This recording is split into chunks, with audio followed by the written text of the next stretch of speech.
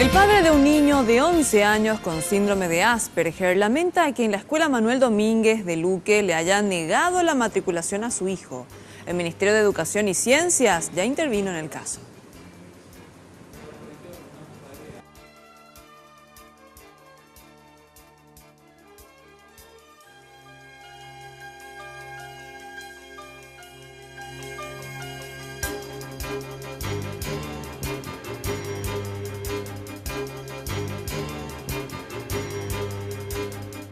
Las personas que viven con el síndrome de Asperger no tienen problemas de aprendizaje, pero sí se les dificulta socializar con sus pares, comunicarse y suelen adoptar conductas repetitivas.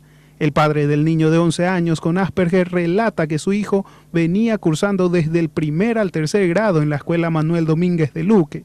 Sin embargo, el año pasado, al hacer la entrega de libretas, le informaron que ya no podía continuar en la institución. Bueno, ellos siempre se plantean el tema de que yo no hago un acompañamiento psicológico mensual. Vino la psicóloga, la psicopedagoga de Enzo de los 2 años, a decir que de los 2 años le llevo con el tratamiento psicológico y que ahora de grande no necesita tanto como ellos requieren, sino de vez en cuando nomás una evaluación y traer el informe como solemos hacer, no mensualmente como piden.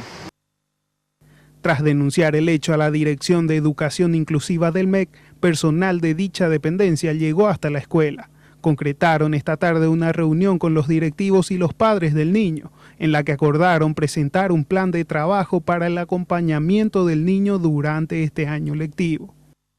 La institución en todo momento dice de que no hubo discriminación, de que no hubo cancelación de matrícula. Le escuchamos a ambas partes, tanto al padre como a la institución educativa.